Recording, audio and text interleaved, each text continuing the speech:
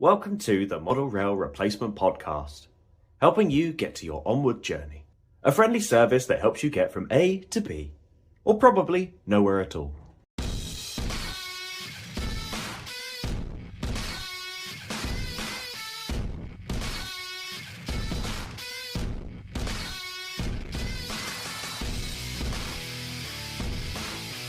Hello and welcome to the Model Rail Replacement Podcast. We're trying not to be as boring this week to please Steve's parents, who reviewed us as boring. But apart from that, I'm your host, James, and with me is co-host and producer. Sam, good afternoon, everyone. The window is open in my loft.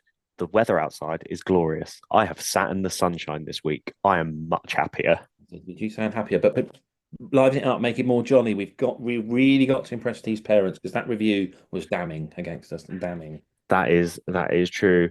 Hi guys, it's Sam here. I have had a wonderful week. I hope you are all doing absolutely a-okay. James, how are you? I'm very good. I'm very good. I'm hoping Steve's parents appreciate the T-shirt he's now wearing. What a con, eh? The guy who was on for an interview won the T-shirt. Do, You know do you know that episode of Father Ted where they win the car?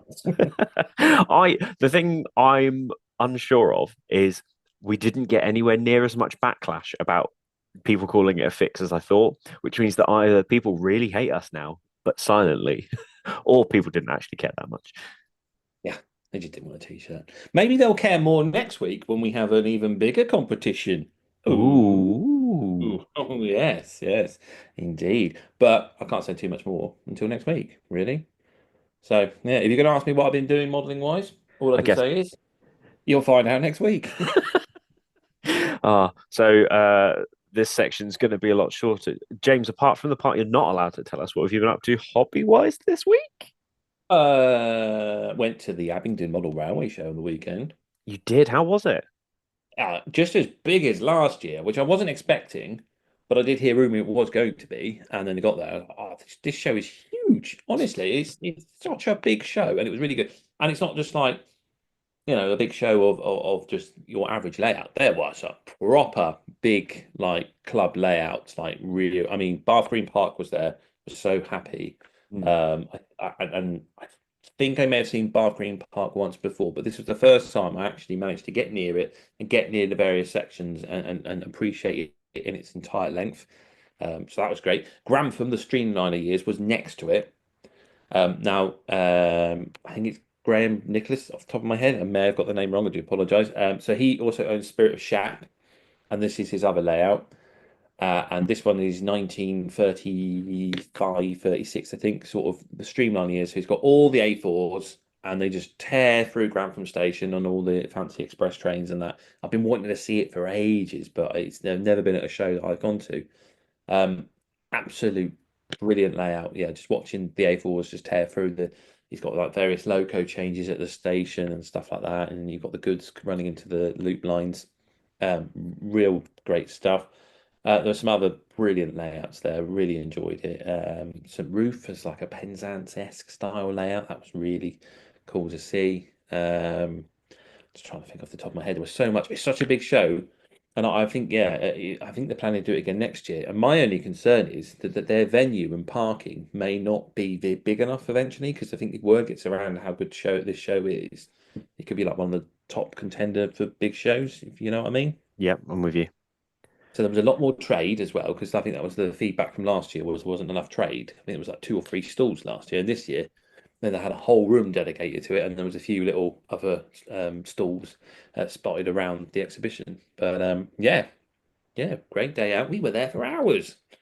That's good. And if anybody wanted to see what the Abingdon show was like, is there any way you know of that has a really good video on it? No. I'm really trying my hardest to promote your channel here, James. Oh yeah, I did a video. Yes, go see my video on Western Signalman for the Abingdon show with commentary. There are other videos out there, but I don't think they've got commentary. Except for the German layout. Turns out that that was the wrong description that was sent in, and so I've read the wrong description because I didn't think it matched. Going, I don't recall a depot being on that layout, but maybe it was at the other end. I didn't see it. And the owner wrote to me, that's the wrong description. I just read what I found. Well, What I thought you meant then is that in the booklet it was actually in German. You've Google translated it, and Google's effectively giving you the wrong information. But if the wrong blurb has been sent into the pamphlet manufacturers, that makes more sense. That's it, yeah. Well, actually, this one was very clever. So they had the guide, but then they had QR codes.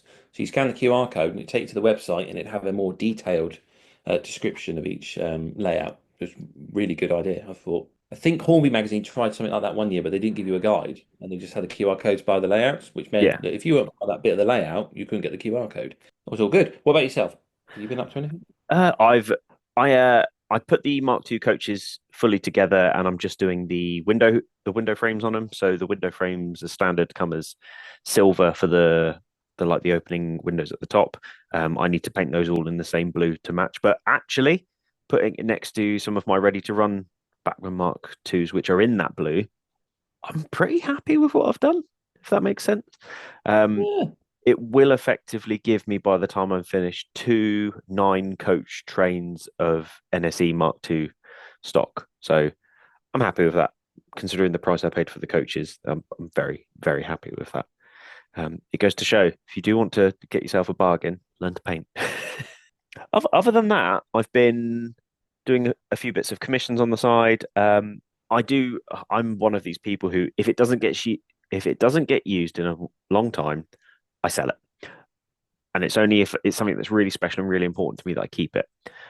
There are a few bits that I've gone, right, I need to sell this and I need to sell this. So yeah, I've had a thinning out of the layout. I saw the Class 20s had gone. Yeah, they are going. I just never ran them. I love the locos, but I didn't necessarily have anything I wanted to run with them. And running them just the 2 locos is fun. But when you have a fiddle yard that can accommodate up to 8 coaches and a loco, you feel like the 2 locos by themselves are wasting the space, if that makes sense. Yeah, I kind of get it. Yeah, I suppose. I mean, I'm not. park up all the engines next to each other. I mean, but... That's the problem. I'm terrible at stuff like that because I like to just run things around over and over and then come back to it. The idea of sort of having one loco go out and then moving the rest of the yard up ready for when the loco comes back around. That's not my my cup of tea, I'm afraid. But they're just big long trains then. That's all your layout will be. Yeah, big long trains, parcel trains, stuff like that. I did realize how many sort of unfinished projects I have sitting around the loft, which did make me sad. I know I've spoken to you off air about some possible changes to the layout. It's not happening just yet, but it does niggle at me that I might need to change some things up here to optimize my space. But yeah, I've just been doing. I'll say I've been doing more weathering than I've been running trains. Is probably the best way to do it, which is obviously a good thing to hear when you run a weathering business. Indeed, indeed. Right then, so that's our model railway week. Shall we talk about news? Because there's a few announcements to talk about. Yes, let's. Right then, move on to the news. Big news of the week. Well, it was more last week, but once again, we missed it just by recording schedules. Rapido's county class being announced. How about that, eh? Yeah. Oh no, wait. It looks very, very nice. I probably won't be getting one, but it is one of those ones where I saw it and I went, "Ooh, that's very pretty." But it's not one that's lured me in to spend my money, if that makes sense. Yeah, sorry. I like a county class. I always did like. I remember when the day pole used to do the county class, and it's one of those because it's starting to break away from the Swindon mold, so to speak. You know, this loco is very different in its looks, and it was a lot more outside influence, such as that of the Black Five. That it's got a very different look to it, and there was always something about it, and I quite like the day pole one. So yeah, I quite like this. It's very exciting news, and it was definitely one that's missing from the Great Western range of locos. If you know that's your kind of thing that you like to collect. So yeah, I think it's gonna be great. I think there was about 8 different locos on offer, if I recall. I'm desperately scrambling through my inbox right now trying to find the newsletter. This is sometimes the problem. It's because you get so many emails. I got 4 emails within the last 24 hours from the same online retailer, and I was like, "Come on, man! Like, just put it all in one email. That's so much easier." Yeah, I would say that I do get e email fatigue. I mean, my inbox is just an absolute mess now, and especially since Apple decided to upgrade the inbox on the phone, it's got little pictures next to it. My brain just can't handle it, so my inbox is an absolute just mess. I just ignore it now. So yeah, don't please calm down with emails, people. It's the less is better, if truth be told. Um, right, that's enough stalling time. I found out what we've got. Yeah, indeed, there is. In fact, one, two, three, four, five, six, 10 liveries being offered, starting from GW with the shield in the middle. We've got Great Western on the tender. We've got lined early crest in two variations. One with red number plate and nameplate, and one with black. And then we've got early crest in Brunswick green, two of them being offered, and then three being offered in the late BR crest Brunswick green. I can't tell you what the names and numbers are because I can't read them on this email, but if you are a Great Western fan, I'm sure you'll be on there having a look and picking your favorites. If it's It's Rapido, I'll take a ballpark guess that it's 220. probably, I think it was a little bit higher, but hang on.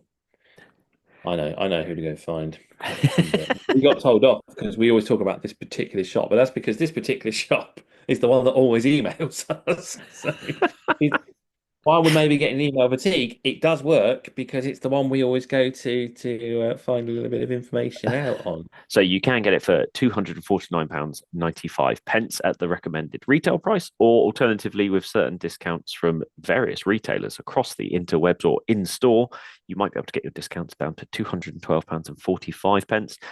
There is also a sound fitted version for £364.95, or with retailer discounts, you're looking at about £311. Yes. So yeah, it's all very exciting. I quite like them, as I say, and there's variations. My friend at work, who's very Great Western, has already said, well, this is only one version, and he wants the other version. So I think he said round there was like round top. I don't know. I'm just going to stop there because I can't remember what he said, and I just embarrassed myself. But yeah, plenty to choose from. Yeah, very exciting things from Rapido. So yeah, be nice So to see that one. I'd only seen it in the Great Western colours, and I've just seen it in the BR Black. Oh, that does look beautiful. I hadn't seen it in BR Black, and I said a controversial statement last week that I think that Great Western locos look better in BR Black. And I know that's not everyone's cup of tea, but I really like them. In fact, all of my new pre-orders that I've done over the last few years have all been BR Black. And I hadn't seen it until I'd seen it in the BR Black, but it does. I get the influence of the Black 5 on it. You can really see it when you can compare the two British Rail Blacks next to each other. Indeed. Yeah, they look really nice. Obviously, you've got County of Dorset with the black number and nameplate, and County of, is it Meronith? I can't pronounce it. Mary O'Neath. Merioneth. Meronith. County of Meronith. There we are. Yeah, County Meronith with the red number and nameplate. So yeah, cool. So yeah, so you've got the black liveried with the number plate and nameplate, County of Dorset, and then there's the red one, County of Meronith. Is it the red name and number plate that appeals to you more, or the black one? The red one, I think. Yeah, it's quite striking, isn't it? That's quite nice. So yeah, I look forward to them from Rapido. Right then, what else has been announced this week? J-Pol are saying that they've got a new run of their Engage dogfish. So those dogfish wagons are always very popular. And always sell that quite quick, and they always like, on the second-hand market fetch a good price. So it's good to see that they're making a return. On top of that, Revolution of their Engage Class 175 and 180s are now available to pre-order at retailers. So originally it was only through Revolution, but they've now opened up the order book to retailers. You have to find out which retailers will take that order, and you'll have to be quick because I think you've got until the end of the month to put that order in before that order book closes. Their Engage Cartix are also in stock now. So anyone that's after them, have a look out for that. That looks like a very nice product. Something that's definitely been missing from the market. I mean, I don't think Engage wise, I don't think they've really had anything. Maybe there's like an old Lima one, which was a bit that sort of slightly larger European scaled Engage. But yeah, that's quite cool to see. Now, here's one for you, Sam, that you might quite like. I don't know if you've seen this. Have you seen Gauge Master have announced a train set? Huh. Is this the O gauge one? It is indeed, yes. Their Class '09 premium train set. Looks quite good, doesn't it, really? Comes with a few sections of track, a set of points, a controller, and a plan book, all in a neat, tiny package, which I think is about £339 off the top of my head. Yes. Forgive me for not being able to remember the prices, but I don't think we were far off in terms of the pricing on that one. But I did see it pop up this morning, and I thought, do you know what? That's such a lovely looking set that if you were going to go into O gauge, I think it's a cracking starter set. But yeah, it is a Gauge Master product rather than being in the Gauge Master store. So you can get it from the Gauge Master store or your own retailer if you so wish. It's very cool to see, and definitely a tempting product to purchase, I'd say. Right then, what are we doing this week, Sam? Are we having a fight?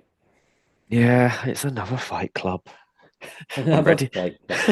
I'm ready to lose again. Do you know what?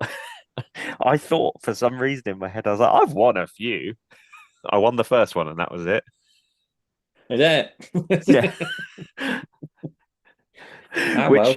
which tells me either I give in too easily, or you're too stern and you don't give in easily. Because evidently, Or as Danny summed it up, James could tell Sam the sky was pink and he'd believe him.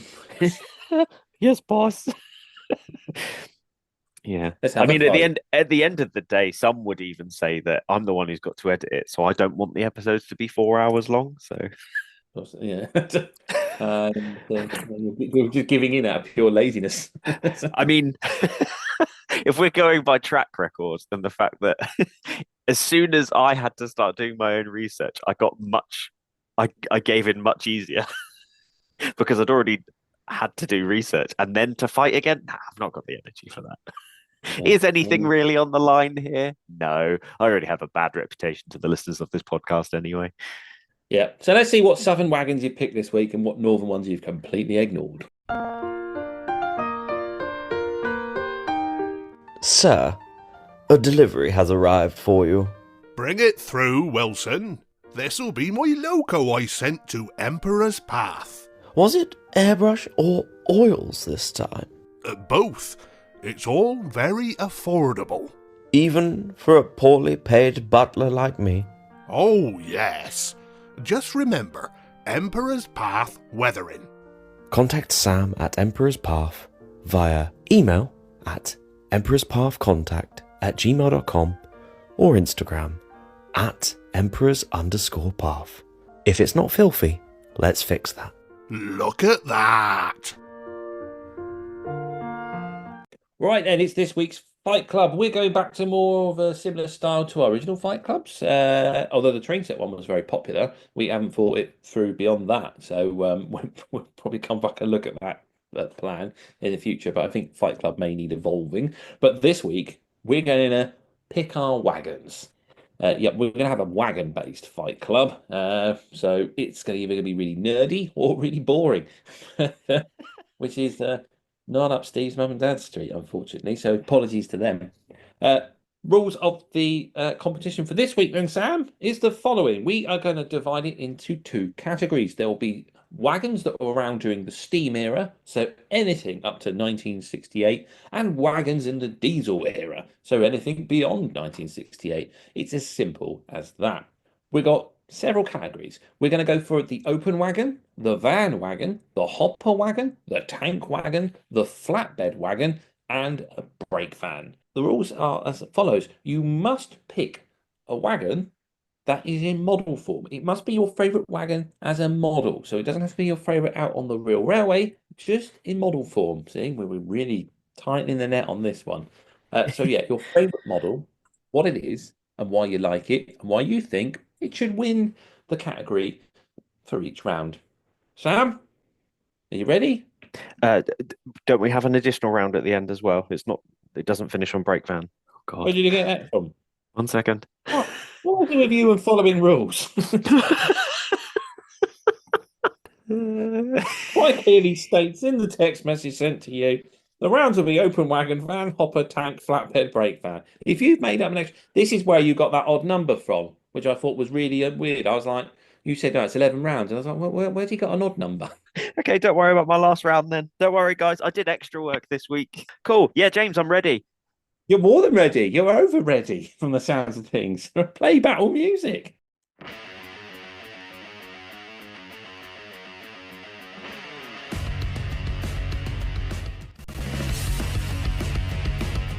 Right then, first round is the open wagon round. So Sam, what's your favorite open wagon in the Steam era? So this particular choice might be a little bit out there, but I feel like it's backed up by previous things that we've said. So I've gone for, and this is a very generic one, but I feel it's one of those quintessential. You look at this and you think train set, and Yeah, I'll just point out there why you say that. For any real wagon nerds, we are just generalizing. We're not going with a particular diagram design. So if we say PGA, that's because we like the PGA wagon in its various different guises, not just a particular type. So we'll just knock that one on the head right there. So go on. good. So I've gone for in N gauge the Pico Open Plank Wagon Kit. My main thing for this is I feel like it's a generic wagon that anyone can use. And I love the idea behind it. We've talked about how much we love kits, and there's so much that you can do with them. And the price point on this one, I think, is the thing that makes it that much better. For £7.60, you can get the Pico Open Plank N Gauge Wagon Kit. And I feel like that's fantastic, especially for something that is the run of the mill model railway wagon style. Yeah, I see. Yeah, it's interesting. Yeah, they're not bad little kits, actually. Yeah, if you want to build up a rake of wagons and don't want to spend too much money, and you're happy to paint them, and probably accept that they might not have transfers on them, yeah, the little Pico wagon kits in Engage are great. They're slowly creeping up in price, I've noticed over the years, but I think they're still a lot better value for money, so to speak, than a fully finished one. So yeah, it's not a bad shout. Mine is the open 16-ton mineral wagon, and I've gone for the Cura Scale version because I think that's the latest version you can get. But they are also available by Bachmann, Daypole, Engage, and Graham Farish. So many manufacturers have produced a variant of the 16-ton mineral wagon. So these were developed during World War II, as the wagons could hold an extra 33% more than the wooden bodied versions because it was stronger. So by the end of their production, there was over 300,000 variations of this design built. So it's a very common wagon. And I picked it because I think you can't have really, especially doing BR, you can't have a steam era layout without one of these wagons. But also I think they're great fun for weathering. I think they're sort of one of those wagons you especially if you're sort of a starter, you can tackle one of these. You can practice your rust effects. If you want to really sort of practice, again, you can get this wagon as a kit form from Daypole, and again, you can sort of practice your weathering and your rusting techniques and stuff like that. So yeah, that's my choice. I thought the 16-ton mineral wagon is quite the iconic open wagon for the steam era.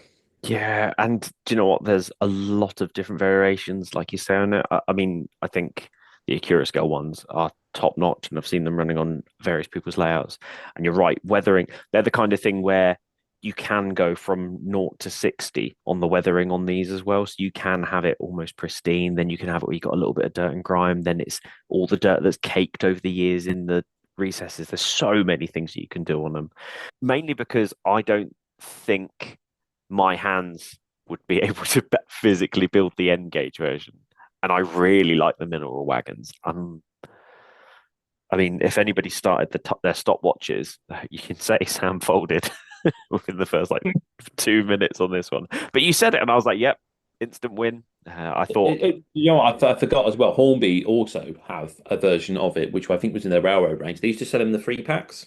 "Yep, Remember they used to do that? And I remember when I first got back in, I bought one of those packs because they again, it appealed immediately. And it was one of the first things I went, right, I'm gonna have a go at weathering them. And they weren't too expensive, so it didn't matter that the weathering looked appalling. So the Hornby ones, the ones that came in the bauxite, or bauxite color. Yes. Yeah, Yeah. and such good value for money. Like especially if you're looking to populate a layout and you want a really long freight train. These are definitely your best already built version that you can get. Where there's so many different versions of it out there, and you can sort of pick and mix what you want on it. So yeah, I think it's a fantastic choice for a wagon. What are we going with then? Oh, sorry, I thought I made it clear. I'm going 16-ton mineral wagon only because whilst I like the idea of a kit, the amount of 16-ton mineral wagons or those sort of coal wagons that you'd need, I'd be like, oh, do I really want to build that many of them? I think I'll go for the 16-ton mineral wagon. Lovely stuff. That was a nice easy round there. Then go on then. What have you picked for the diesel round? For the diesel round, I mean, I guess you're right. So I have gone for the Pico 009 Slate Wagon pack of 3.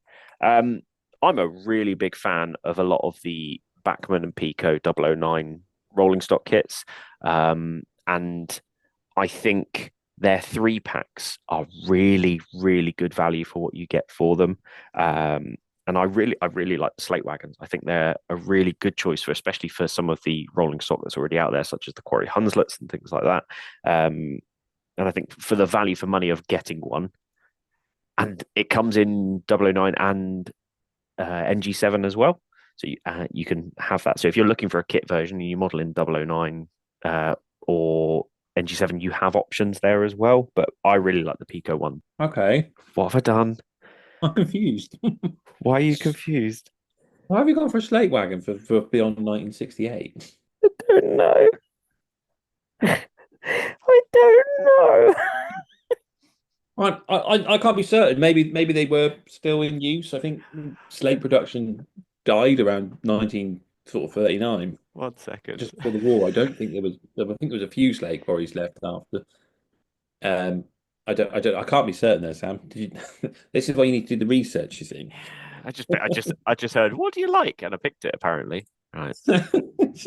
Oh my god. I can't believe. Okay, this could be. I'm very curious to see what you've done for the rest of this. Do you know what I was just saying it. I was like, yeah, it's completely within limits. Evidently not. I sent you a text. I sent you a voice note to make sure you understood the rules. Yeah. It doesn't matter. I still really like the slate wagon. Okay, that's fine. They're irritating. I mean, They're irritating. technically, there are still slate wagons on the Festiniog that are used in the preservation era. And we did specify you pick preservation era wagons, but I think the idea was generally traffic use. Okay. I can't. The thing is, I'm looking at my list and I'm like, now that you've said it, I'm like, yeah. How did I get there? But I was like, I've either stumped wagons. They're really nice wagons. I just don't understand why you picked them. Anyway, so that's my 1968 onwards. Open wagon choice. I was sat there going. I'll be honest. I've gone for something a bit more traditional and boring. Sorry, Steve's mum and dad. I've gone for the OOA and the OBA because they pretty much are the same wagon bar. The OBA has a high side, and it's a bit of a joy. So the OOA is a Rapido model, and the OBA is a Bachmann model. But I've always really liked these wagons. I think they're great. Again, they're one of the ideal ones for weathering because you can pick out planks, especially like you're doing really modern era when they've been absolutely battered. They've got the sides changed on them. So some of the wagons have like a rail freight livery, and then there's a bit of EWS branding because they've swapped planks around and that, and there's like a brand new plank that hasn't been painted. You can get some really nice weathering effects if you study the real prototype and what you can achieve. So these wagons were built between 1971 to 1979. There was 100 OAAs, and then the similar high-ended OBAs followed. And they are the long wheelbase wagons that replaced basically the open wagons that BR had been previously using. Now, most of them have pretty much gone from the network, but I believe there are still a handful still traveling around on the network even today. I think the last photo I found was 2022 of one. So definitely up until 2022. These wagons are still being used in certain engineering trains. So yeah, I really like them. And then obviously the rail freight livery always really appeals because that era of rail freight wagons when I was a kid, always wanted the rail freight wagons, that grey and orange. So anything like that, always wanted it from a model railway. So yeah, that's why I thought these are a great choice as an open wagon uh, for 1968 onwards. So I looked at these before time traveling, and I contemplated going for these. Um, I don't have the fight in me simply because I've gone so far out of era. Because I looked it up, 1922 is the last official slate wagon that was technically used for slate. So whilst they are in preservation, I just don't have the fight to go with it. I can't believe I've mucked up. So this wasn't even me deliberately trying to wind people up. This is just an absolute muck up from me. I mean, as I say, they are great wagons. They're really nice 009 wagons. I like the Pico ones that you said. They come in the packs of three. They're a little lighter, the Batman ones. My preference is the Batman because they're die cast. I think they run just that little bit better. But the Pico ones are still really nice, Mm. and the variation of designs as well. I think they're different diagrams from what Batman produced to what Pico produced. So yeah, I understand why you went for it. It's just not quite why you went for it for the night. I mean, if you've gone for it for the Steam era one, I would have, I would have been torn there. Have to pick a 009 wagon or the 16-ton mineral wagon. That would have been a bit more of a fight, I reckon. But yeah, it's we'll just I'm so give it to the sorry. LOA and the This is what happens. I do my homework and I still muck up. I have nothing. I have nothing to fight with on this. So let's move on to the next round. Yeah, indeed. Play battle music for round two. Right then, round two is picking a van. So we're going to pick a van from the steam era, anything that was used by railway companies for traffic up till 1968, and then anything used for traffic with a van from 1968 to the present day. So, Sam, what van have you gone for steam era? So for the steam era, I I know I'm a big diesel electric sort of more modern fan, especially with what I'm model, but when it comes to wagons, I think the box van is possibly my favorite wagon style for the steam era. I think it comes back to James and I have talked about it that whenever you got models of trains and stuff, you usually had an open wagon as the wagon that came with something. You didn't necessarily get a box van. The closest you got to it was your brake van.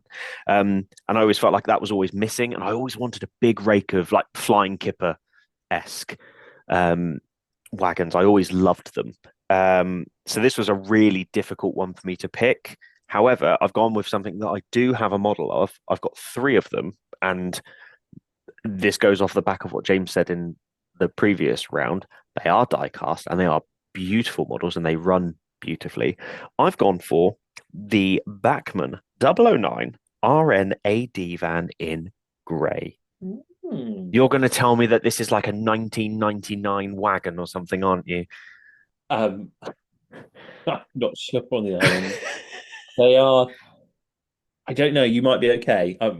Again, see if you've done your research. I don't do research. I look at things that I find pretty. We should just do it where you have to basically work out if what I'm saying is correct in the future. I feel like that's the best way to go forward because I'm not sure because it's Royal Navy. Or is it the ammunition depot or something like that? Is that what it stands for? I'm not sure when they probably oh were no, used. I've just looked it up. When was it built? 1971 to I was going to say I 1982. had a feeling there were 70 wagons. Oh my god. I even said even said to James before we started recording, I was like, I'm really happy with this. I'm really happy with my list. Everything feels really good.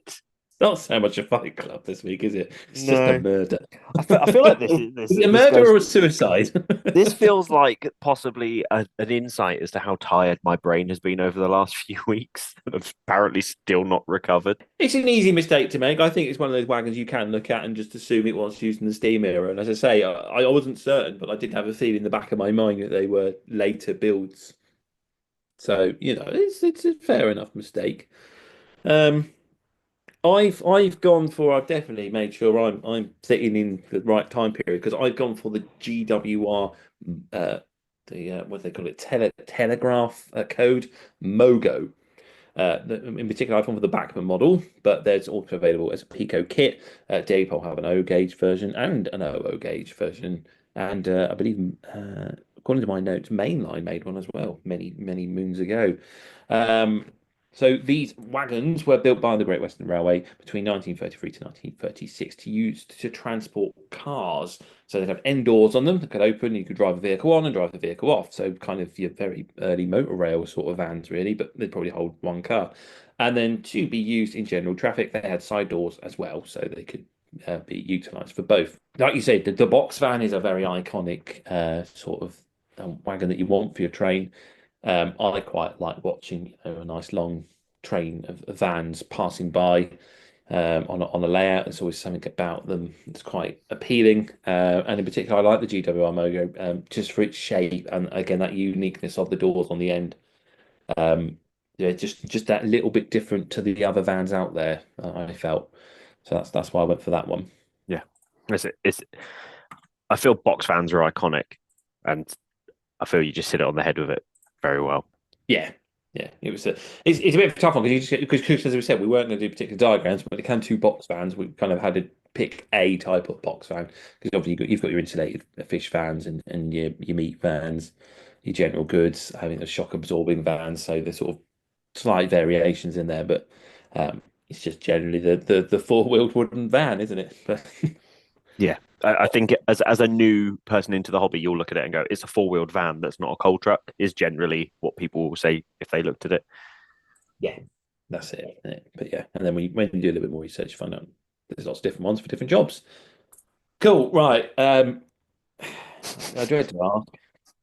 What's your sorry, yeah, what's your 1968 choice? I feel confident with this one. I feel confident that I've got it right. Confident to win? No, never. It is the Bachmann VEA van in rail freight red, which retails for around £39. And they are like hen's teeth in that livery, but they did come out in that livery. I know that because James got me one for my birthday. Yes, I yes, the A van. I was considering picking that one as well. Again, is that appeal of that rail, like you said, the rail freight livery appeal um, is again, it's just on nostalgia from our age, I suppose, and that's probably why it's attracting us.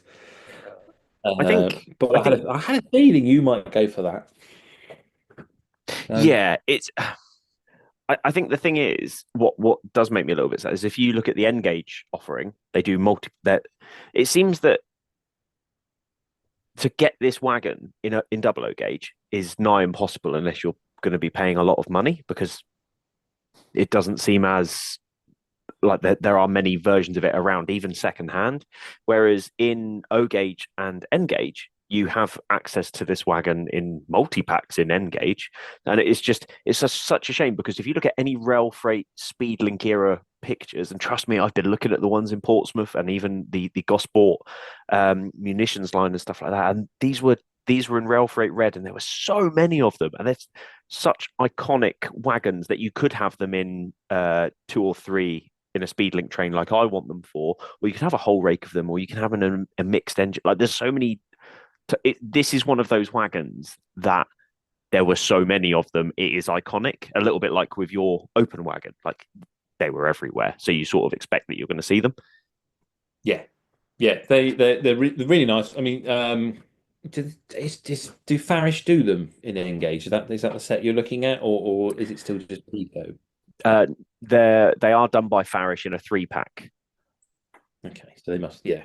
Like I said, Pico used to do them, but they weren't quite the right diagram. They were just like the generic van tooling that they sort of use for everything and just got printed in those colours. And again, I think Hornby also done this van, but it was just one of their just generic toolings. They just then put the rail freight colours on. So they were able previous, but not as accurate and as detailed as that Bachmann model.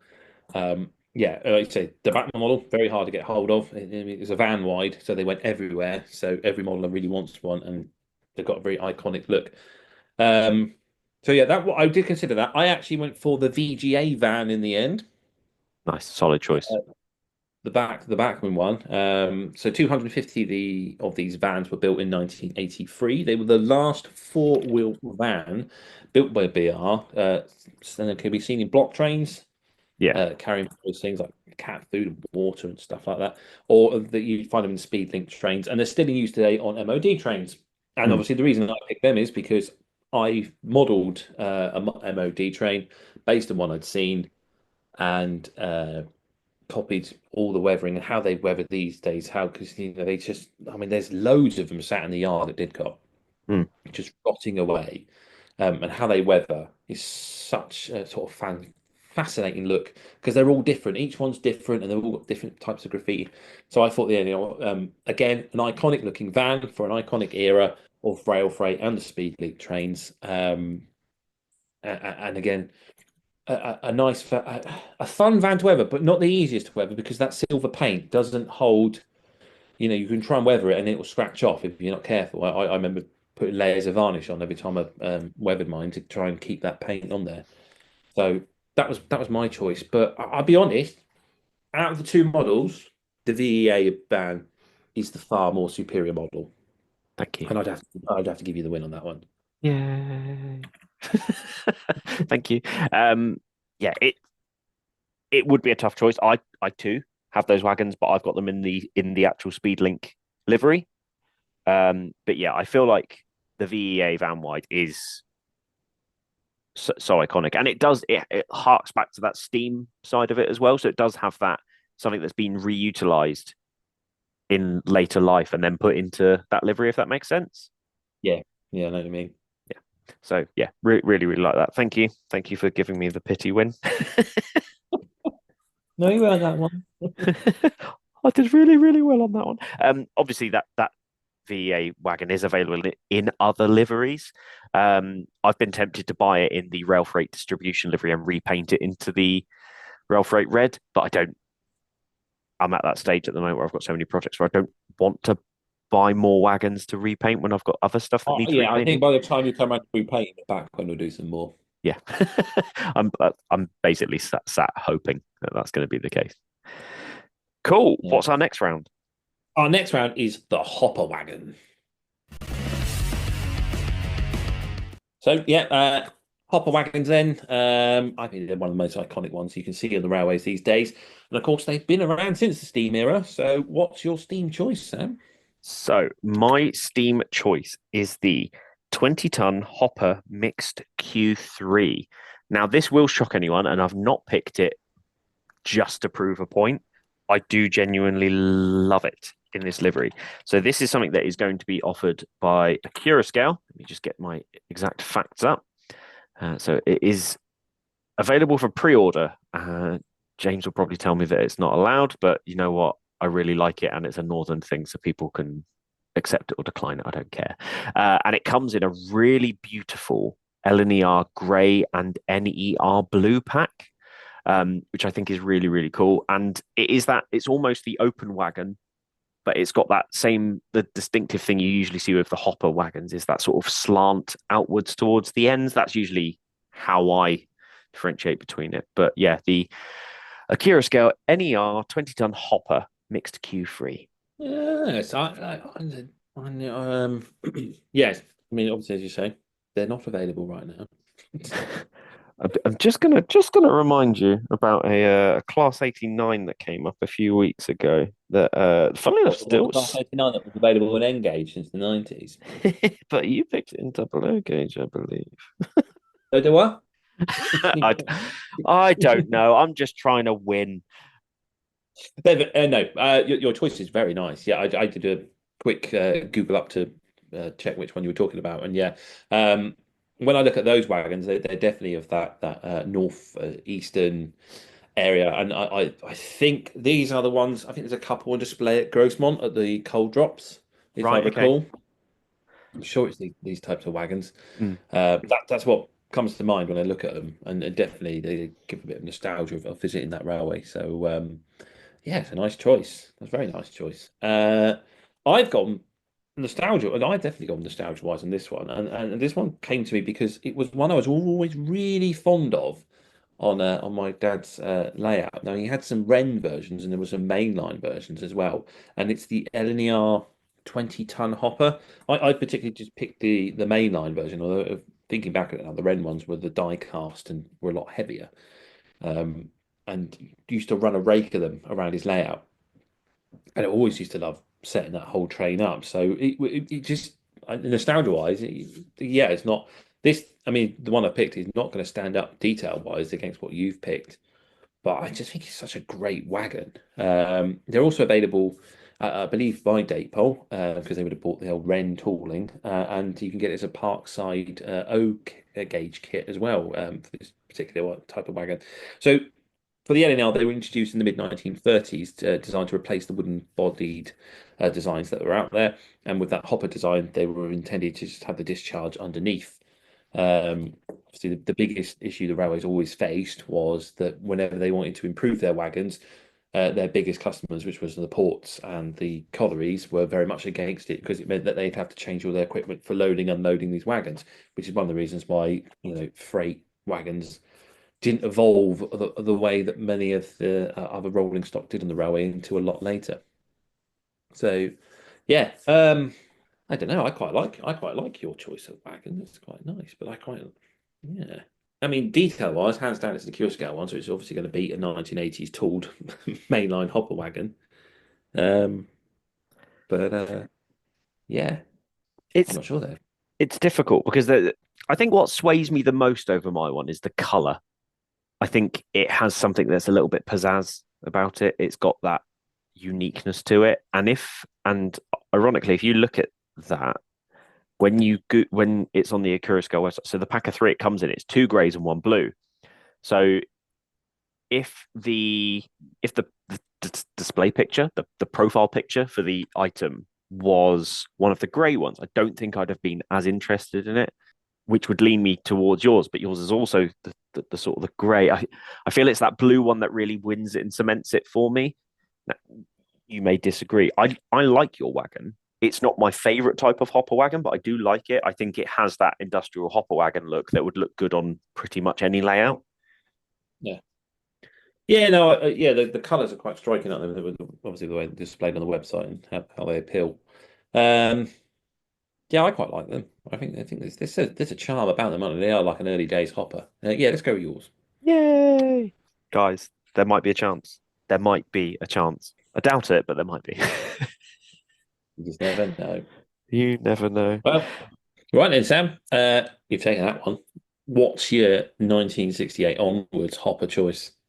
So I think this is another one that becomes one of those iconic ones that when they come out, they almost you almost find that they're sold out almost instantly. Um, Now there's various versions of them, and I think they technically come under departmental wagons. And I think James knows what I'm going to say. And when I googled it, it came up as a hopper.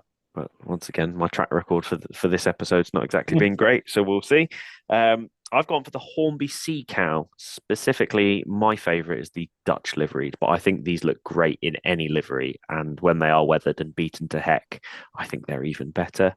And what I like is that you can pick these up for around £35, even £29.99, depending on the shop, if you can actually find one. Yes, I thought you'd go for the Sea Cow, which is, obviously Hornby met the Sea Cow. There's a Bachmann version, which has a lot more finer detail, because the Hornby one is the old Lima tooling, I believe. But both are pretty stand-up models. Quite like a Sea Cow, and like you say, they're quite fun to weather, aren't they? And again, no two Sea Cows ever look the same when you're weathering them, even if they ran together, they'd end up getting split up and some have lots of rust patches and others are not too bad. So yeah, when you've got like a rake of them to weather, it's quite a bit of fun. I had about 8 of them. I think I did at one point, and yeah, no, I thought that's what you'd go for. Yeah, I'm nothing if not predictable. I find that the sea cow and the sea, because I think the sea cow and the sea lion are almost the exact same hopper. I went for Sea Cow because Hornby do a version of it that's a lot more affordable than possibly the Bachmann Sea Lion, I think. Yeah, there's a technical difference of the. Maybe as you look at them, you probably wouldn't know the difference, but I think there's just technical difference. Maybe the sea line ones are the old Southern ones. I'm not sure. But yeah, there's a sea whale as well. Was it the whale hop one, which is like a bigger version of them? Yeah, there's so many different departmental, and they've all got fish names. Is hence dogfish, as we talked about earlier in the intro. I always liken the sea cow, sea lion departmental wagon thing to when you meet up with a friend who you haven't seen in years and they're suddenly covered in tattoos. That's probably how the sea lions and sea cows feel when they meet up after not seeing each other for years. Yes, indeed. Yeah, we're very unloved, but useful wagons. Right. Well, I went for the Revolution Trains HOA hopper wagons. In particular, I've gone for the 00 gauge version, but they're also available in N. I picked a few of these up last year, and they are instantly my favourite wagons on the layout. I absolutely love them, particularly the DB Shanker red liveried ones with the grey bogies. So 199 of these wagons were built between 2006 and 2016 for aggregate transport, and they've been used by EWS and then eventually DB Schenker and DB Cargo. Mendit Rail also have grey versions they use, and then there's Emra and VGG who also hire out these wagons to various companies. Yeah, I really, really, really like these. Like they're really detailed. They run so well. They're like some of the best wagons I've ever owned. And I've got the DB Shanker one. I've got the EWS livery ones. I really like them. Again, I think that's a bit of a nostalgia thing from used to see them. So all the EWS liveried stuff I used to see passing through Bedford because it all come out about them when I lived around there. Um, and then we've got the debranded. I've got debranded Cemex versions, which are the Trains for You limited edition. So they're all mixed and matched into one train. And yeah, I didn't even consider anything else. I was like, instantly, these are the ones for me. And just to convince you, I'm going to send you a photo of what the train looks like right now. Well, at least the front of the train. Because I've got it set up with the Curacao Climate Hero 66. So you've got the red DB Shanker wagon next to the green Loco. It just looks so striking. It's like, I think it's why it's my favourite train. I don't put any other Loco on that train. It's always got to be the green 66 on it. They are really, really nice wagons. Are these the ones that I think you and I have talked about often when I'm sat at the level crossing at Thatcham? These go through there and they go into towards West London, or am I thinking of a different wagon? You'd see them on the Berkstands line. Yeah, they're usually possibly the most graffitied wagon I think I've ever seen. Like the size of the rakes that go past through Thatcham, like they just look so good. I don't know. Like that's a tough choice because they're both really, really good. And although they are modern, quote unquote, they're also of two very different eras to each other, if that makes sense. Yeah, I suppose so. Yeah, the sea cows were phased out probably around 2010, I think, when they sort of with the various network rail stroke rail track wagons have been bought in their sets of five. The J and A off the top of my head. But yeah, I don't know. Yeah, I do like. I mean, iconic wise, there's the sea cow is a lovely wagon, but I think detail wise, this Revolution one just knocks it out of the water. And you get two in a pack for £90 off the top of my head. So you're looking at £45 each a wagon, and that's only £10 more each than you're asking for your ex Lima Tooling Sea Lion, or sorry, Sea Cow. And these things are really heavy, like proper die cast weights in them and everything like that, and all the piping detail. Honestly, one of my favourite wagons, and I think one of the best produced. If you're not willing to back down, I'm not willing to back down. This could be a start, mate. I love the thing is I was sat here waiting for a moment where I could interject and go, I think you might have won it because of the fact that these are newer tooling, but you hadn't given me a break. you were just sort of explaining and explaining and explaining. I was like, James, I'm going to tell you that you've got it, but you won't give me a chance to step in. Info dumping. Your brain's splurging on the conversation. I think think the thing I've been very, very lucky with my sea cows in the sense that I know plenty of people who don't run them because they are poor runners on certain track. And I've seen it at shows, they derail all the time. I don't know how, because my track work isn't the best track work in the world, but they run beautifully on my layout. But I know that they are poor runners. I have also seen possibly one of the longest double O gauge rakes I have seen at a show of a modern era layout. And it was these wagons, and I was absolutely blown away by it. I think they'd have to be disgusting and weathered for them to win, but that's down on a personal preference because it's that they are the kind of thing I look at and I go, they shouldn't be clean.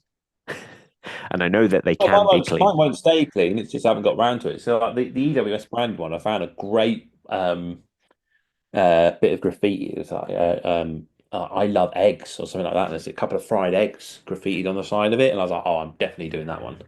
That wasn't me saying that I don't want you to win because yours aren't weathered, by the way. I was just saying it as a generic. Whenever you Google it, all of the pictures of the model come up clean and pristine. It's very easy for me to say that when you do the same and the Hornby ones come up clean and pristine. And it's only because I've got the disgusting filthy rake sat right in front of me that I go, oh, they shouldn't. They're absolutely fine and filthy. I think your one wins it because it's been updated for the better. Like it is a nice, newly tooled, updated version. And whilst I do love the sea cows and the sea lions, they do need a bit of love towards bringing them a bit more up to date. Like they're not nem pockets. They're still tension locks, but they are lovely. I think your one wins it. It's one of those few ones where I go, oh, I really like a lot of the newer, more modern wagons. I just don't run them on my layout because I don't have any references of them being on the island long enough. So, but I think your one wins it. Thank you very much.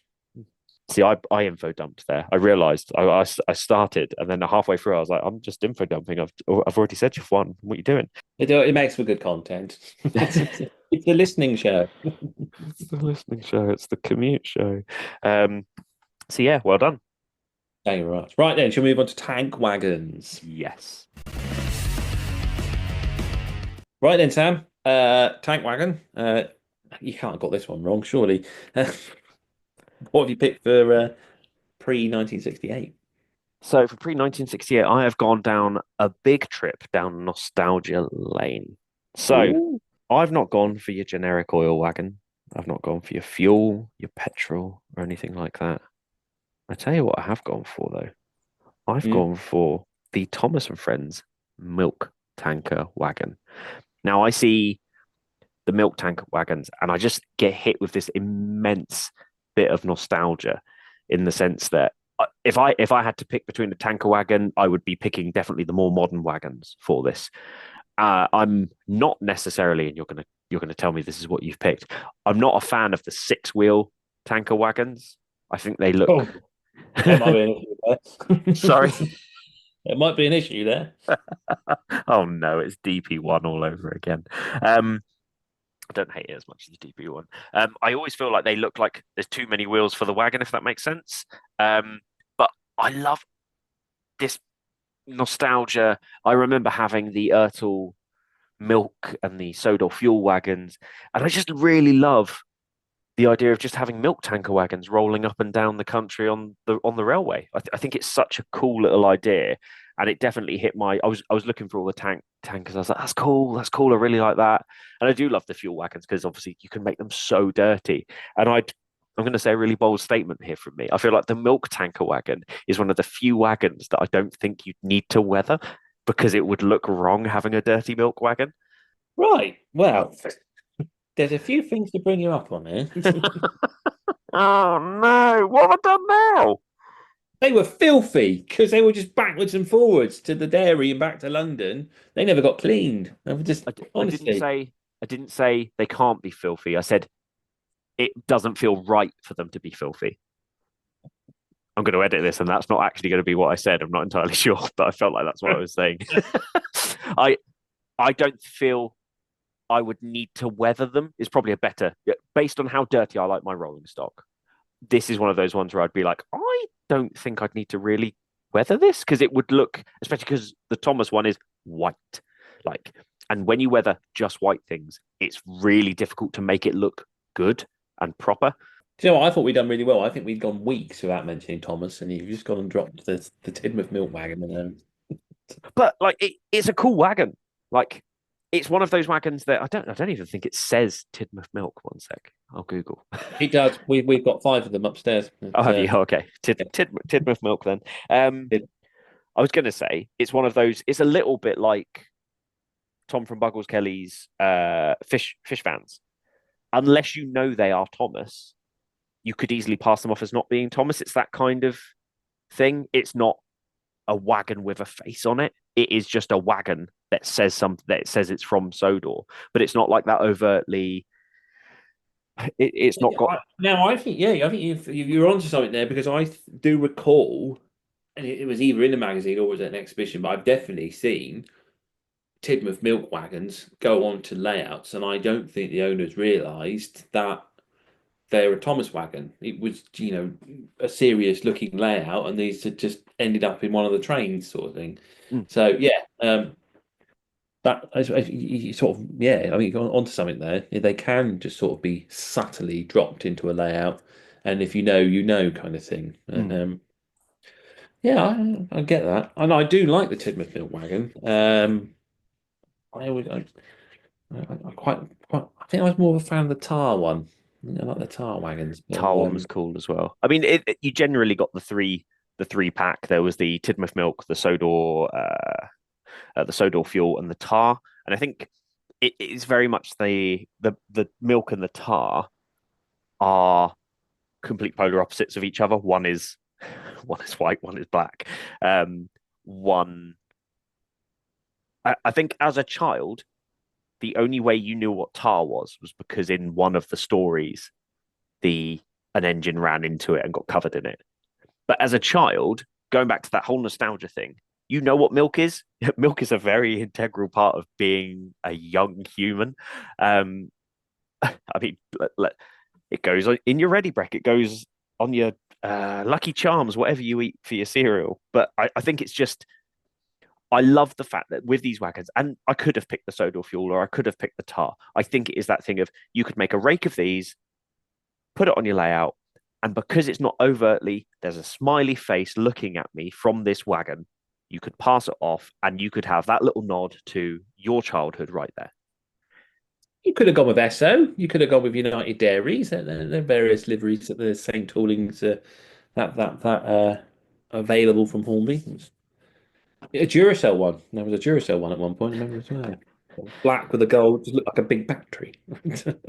7-Up. I just searched tank wagon, and out of all of them, I went, "Oh, that hit me right in the nostalgia." And I was like, you know what? Even if it doesn't win, I think it's a really cool, and it is that subtle nod that you can do to put it on your layout if you really want to, and say, "Here's my nod to where this all began." Did you know there's a Tidmouth milk wagon with just red printing rather than blue? Is there actually? It's a very, very rare wagon. Very rare. Yeah, if you happen to find one at a good price, I suggest you take it. Right. Well, now you've said some controversial things in here because you've said you don't like the 6-wheel milk tank wagon, and I've picked the 6-wheel milk tank wagon. Did you go for milk as well? Yeah, I'm straight.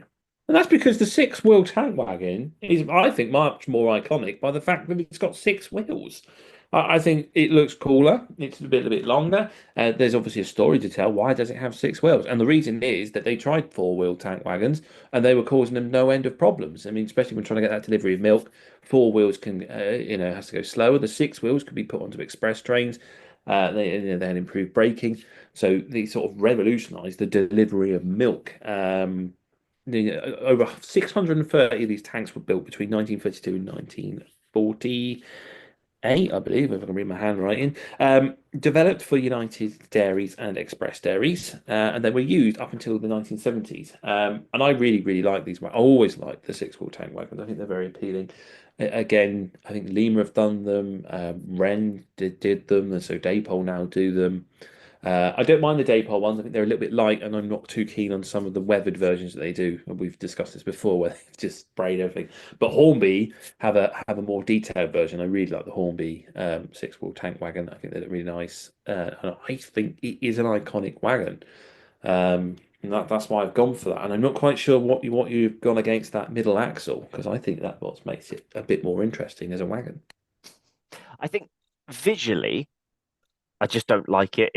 I'm not let's burn it to the ground, hunt the witch kind of thing with it. It is visually, I look at it, and sometimes I think we talked about this when we talked about weathering. Sometimes the thing that is right and does work in the world and is the real world thing, your mind doesn't necessarily always think that's the better option. And I think that's where I sit with this. In all it is an extra axle. I mean, I sit there and I like Cocos, I like Bobos, I like all the different wheel arrangements. So I don't know why. There's nothing wrong with it. I would never purchase one, I think is the best way I can word it without offending anyone over milk. I see. Yeah, no, I think they're great. I think the fact that you can put them on the milk trains that you can model with the CCT vans and stuff like that. You can have them as part of that train. You can add it on to an express train, or you can just run them as a nice long rake. I think they always look great as a really if I think it's called off the top of my head, I think the layout was called Oxbury. It's an N-gauge layout set around sort of southern Oxfordshire, North Berkshire. Mm. And if I recall, I think it was maybe a 9F or something, but there was definitely a nice large standard loco or GWR loco on this rake of six-wheel tanks just running through the scene. I just thought they looked great. I thought it looked so impressive. And yeah, I always really like the look of the six-wheel tank wagon. I don't mind the four-wheel milk tank wagons, but I just don't think they look a little dated in comparison. I think there's a sort of the six-wheel feels and looks more of an improved version, and yeah, the four-wheel milk ones they seem to me a little unconvincing as a way of delivering milk, I suppose. But like you sort of going, well, you can, that'll be turned into yogurt by the time it gets to London or wherever it's going. It can go slower. So yeah, so basically, what this comes down to is: are we picking a Thomas the Tank Engine wagon, or are we picking a genuinely serious wagon? Now, I could pull you up on a rule here because it had to be something that was used in the steam era for traffic before 1968. How many Tidmouth milk wagons were on the network at that period? I think there was about six. Yeah, six. Yeah, there was probably about six of them, I think. It's the answer is none. All right, okay. So, look, you know what's going to happen if we let this win. The people listening, they're not going to be happy about this, are they? It's it'd be a rule breaking, and you're always getting pulled up on rule breaking.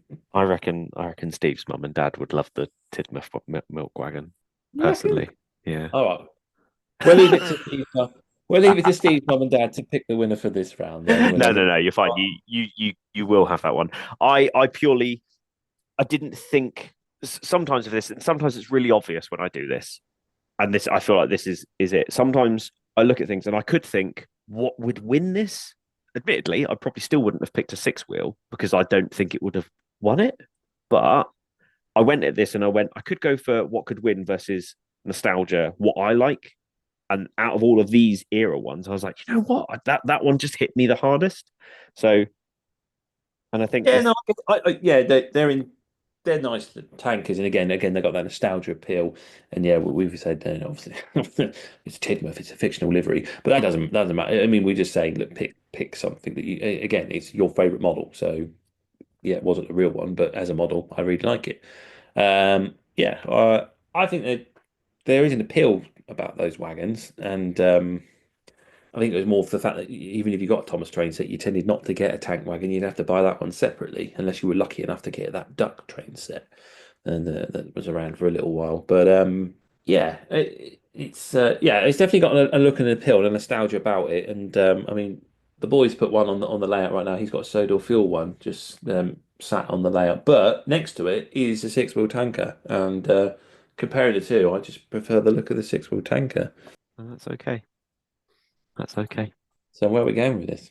Oh, sorry. I I thought you made it clear because none of them actually ran on the railway. It wasn't feasible. I just roll over. Six-wheel Okay. tank wheel staying on the pavement. Great listening for everyone here. You happy? Happy, everyone? Cool. So I guess we should go on to our diesel era tanker wagon. Yes. What have you gone for? So for me, there are two big choices, and it is simply a case of do you go for the smaller one or the larger one? Mhm. And I think you know, and I think You're either going to go for a TTA or a TEA. yeah, that's where we're aiming for. So I've gone for one for the sake. I've gone at like this all round side of things. So the TEA, I really love the models. I think they're great. I don't know if they would look as imposing having looking on my layout. You wouldn't fit as many of them as you'd think. Whereas you could have a really long rake of TTA tanker wagons on the layout. I also love that there's so many different options available for the TTA versus the TEA. So I personally went for the Hornby TTA version, and the reason I went for it is there's some really great detailed versions out there done by Bachmann, and even the newer Hornby one is a really good model and really detailed. But I love the fact that there is an entry level version in the railroad where all of my TTA wagons that are on my layout were old Hornby secondhand ones that I bought for sort of £3 each, and I've updated them. I used Bunter's Yard ladders for the ends. I've weathered them. I've even repainted them into a fictional livery. I've put magnetic couplings on them. So all of these things that you can do, but your entry into getting them by going for the Hornby Railroad version is much lower. And I know that's not everyone's cup of tea. Some people would prefer super detailed, super fine, but I really love that there is an entry level version of it, whether it is buying it secondhand for a couple of quid at your local shop or at a show. I personally think it's a really good all round. Anyone could purchase one and either has it as it is or update it with 3D printed parts and things like that. I feel like it's definitely a really good entry into upgrading wagons or locos. Yeah, no, it's an iconic wagon from the Hornby range, isn't it? It's been around for years. I always remember I think it must be maybe the 1993 and 1994 catalogue, and there's a photo where they've got their general goods, their engine sheds on the side or something like that, but they're trying to use it as part of a yard, and there's a rake of BP branded grey TTA wagons in the siding, and you just remember just staring at that in the catalogue and thinking, oh, I'd love to have that model out. And like you say, yeah, a nice long rake of them. It is quite appealing.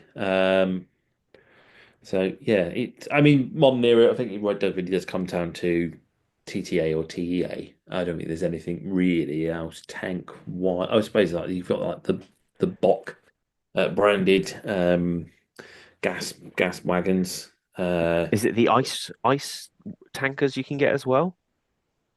Yeah, I think so. Yeah, the ice branded ones, Yeah. ICE. Yeah, is it Hellion who do them? Or Yeah, Hellion do them. Yeah. You've got them as well, I suppose. But yeah, the mainstays are that you probably think of your fuel wagons, aren't you? yeah.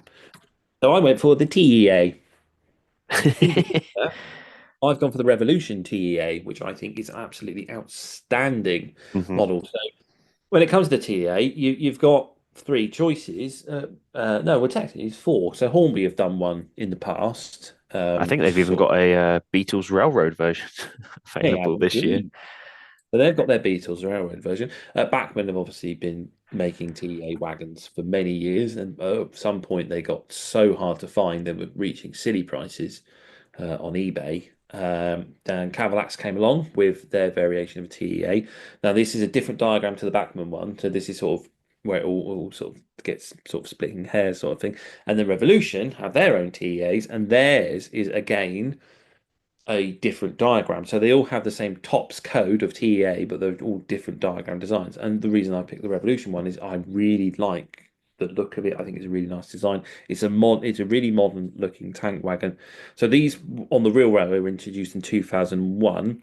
Then they've all got subtle detail differences between them in their own category, or usually the discharging gear, because they can be used, for fuels or bitumen and stuff like that. And used under various companies of EWS, Freightliner, VTG, green, blue, black, red. There's loads of different colours as well. And I have quite a few of these. And as you say, yeah, a rake of TTAs can look quite nice. I can get 10 of these TEAs on my layout, which is probably, I think I found one or two photos of trains being around 10 to 12 wagons long. Usually they are 20, at least 20 wagons long. So most layouts wouldn't be able to hold a real version of the train, modeled version of the train on their layout anyway. But I can get 10 mixture. So I've got the Cavalax TEAs mixed in with the Revolution TEAs, and I just think it looks like an absolute. It's one of my favorite trains to run around the layout, which is which I went for them. But yeah, there is that nostalgia of the Hornby TTA, I suppose. I think I suppose it comes down to the preference of do you like the nice modern detail stuff, or do you like the nostalgia of the very basic? Because I mean, some of the railroad tankers that they offer these days are really basic, and they're sort of really. gave it a bit of a downgrade from what was available in the 90s. So I've got a trio of Bachmann TTAs on the weathering table, and they look. You can see the difference in the price difference and how the detail affects it. And I think the Bachmann ones do look really, really good. I think for me, the argument of which ones, because they're basically the same version, it is just the longer, it's the estate car versus the hatchback, I guess. And I feel like with a TEA, I really like them. And for my layout, they'd probably be the better option because I like those long trains where I can have, obviously, I wouldn't be able to fit 20 on the layout, but they would suit that whole longer going round and round my layout. I feel like a TTA would suit more layouts because you could have just one or two. I know they used to have one that basically went from Fratton Yard all the way down to Portsmouth Harbour for refueling the diesels back in the 90s. So it did have literally a wagon sat in Portsmouth Harbour Station. And I love the idea that with a TTA, you can pretty much scale down or have a large layout and they fit any of them. That would be my argument towards it, but that's not to say that I don't really love a TEA. I'm trying my hardest to not say the wrong one when it's the other way around. So this is a Tatar or a T. I really like both of them. I think if I was picking, I think I'd pick a TTA because there's different versions of it available at different price points. I mean, let's be honest, no one's going to buy the Beetle submarine one for a real layout, even if they were upgrading it, because I think that's still 30 quid. Yeah, but I'm not pushing forward the Hornby one. I'm pushing forward the Revolution one. This is my choice of model. You'll try to win the argument by using a model I haven't selected. Sorry, I was trying to broaden the scope and the horizon of our listeners. I've said one. What do you think? It's as I say, it comes to, well, like you say, what you're offering there is the basic entry range TTA wagon, which we both are liking because of nostalgia, and then we're comparing it. It's apples and oranges, isn't it? Because we're then comparing it to a Revolution high detailed TEA wagon. Which one's the better model for realism? The Revolution one, clearly. Which one might be more suitable for an entry level? The TTA. Which one is probably going to fit on more people's layouts? TTA. Which one has probably more scope to be modelled in different areas? Again, the TTA, like you say, they were everywhere. They get stuck on MOD trains, stuck in Speedlink trains. They'd be on the back of some passenger trains, on the line to Fort William. So they've got that little bit more variety. The ones I've picked are now on selected routes going through different refineries. So there's not that wide choice, I suppose. It's a difficult one to call, I suppose, but I'll be inclined to give you the Hornby TTA Just because it's brought back that memory of that lovely photo and that catalogue of just staring at it and we're going, I wish I could model that. I will take that. I would say if somebody gave me two TTA wagons or a TEA wagon, I'd be happy with either. Because I feel like if someone gave me, let's say you and I were sat next to each other and someone gave us a gift. This isn't me saying that we want these gifts, just to clarify, although we do love free stuff. If someone walked up to us and someone gave me a Hornby TTA and they gave you a Revolution Trains TEA, would I feel slightly? Yeah, I would. So it's not. I think this might be our closest one yet. Yeah, which is weird because it's the same wagon, just estate or hatchback. It's just stretched. Yes, and one holds, what was it, 45 tons, and the other one holds 102. Oh, it's only a little difference then. It's just minute differences, really, in the grand scheme of things. I don't even know why we're arguing. Well, we both like tank wagons. I really like tankers. Well, thank you, James. I appreciate that. Yeah, cool. Right then, there's only two more categories left.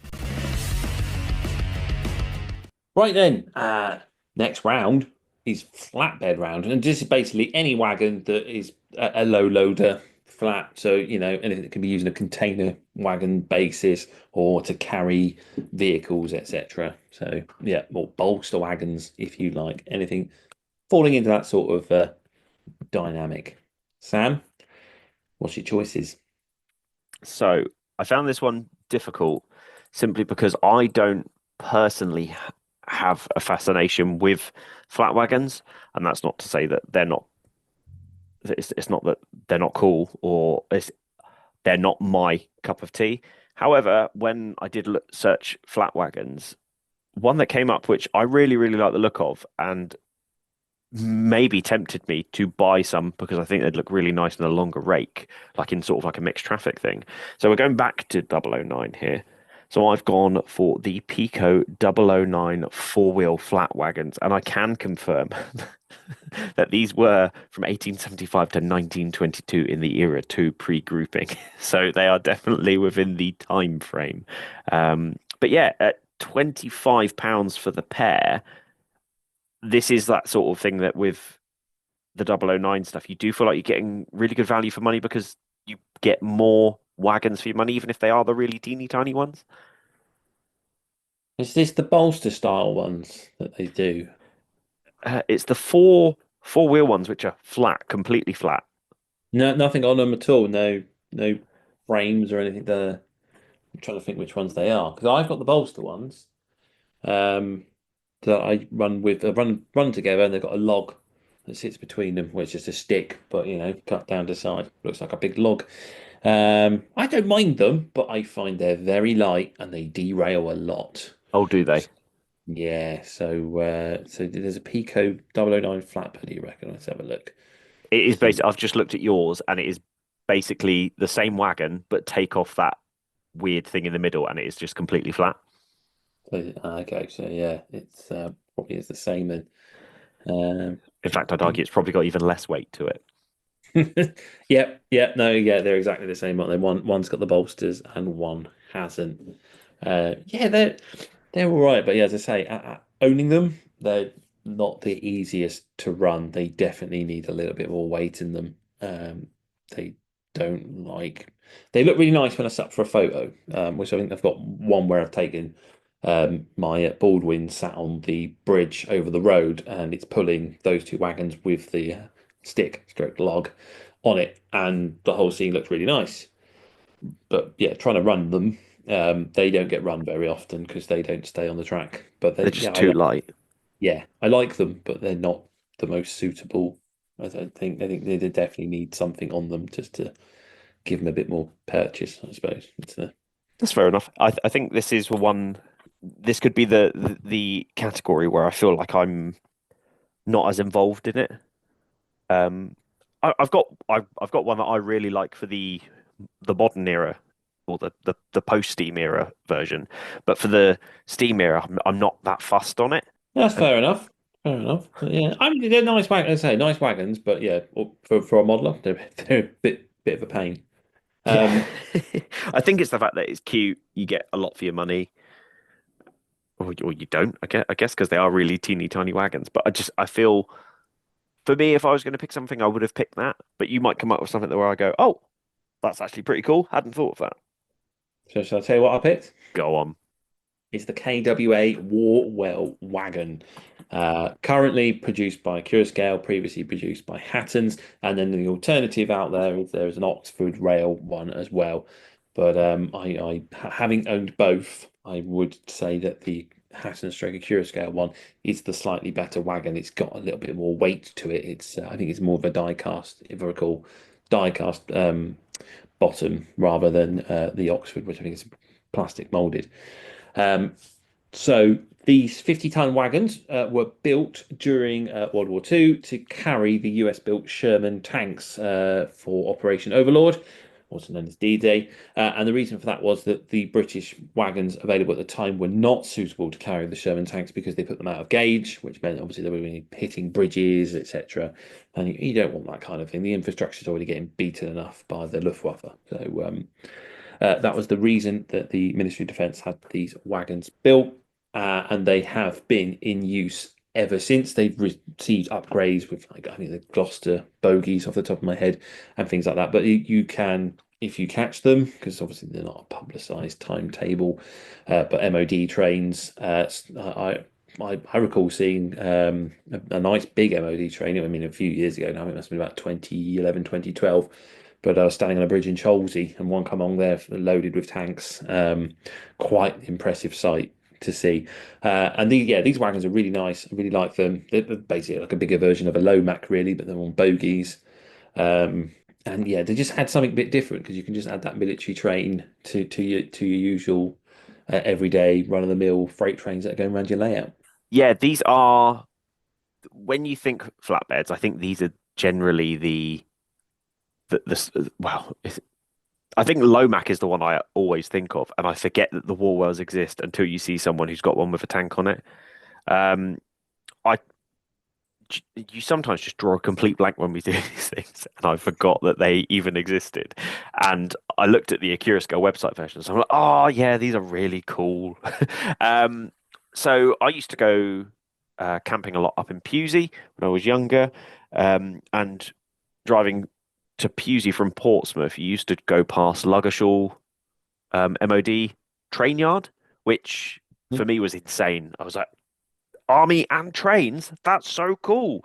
It always used to be that thing of when you were driving through Ludgershall, as you came out to go back on the country road, you'd see the yard with loads of these war wells and other sort of flat loaded things, and they do a lot of the exercises. It's the sort of what I would imagine the old Borden Longmoor Military Railway to have looked like in its heyday, kind of thing. And it was just so cool to see army and trains sort of doing the same thing. And yeah, the yard up there was filled with these, and yeah, they are a cool wagon. I don't even have to argue with you on this one. And especially seeing as, I say, these sort of things just fly by me sometimes. I didn't realize how cheap they are, or affordable. That's the better word, because cheap makes it sound like they're from Temu. These are really affordable, and the price is insane when you think about it, because it's the same price as my two wagons, and I can guarantee this probably weighs about 10 times as much as those two little wagons I just picked. Yes, it does.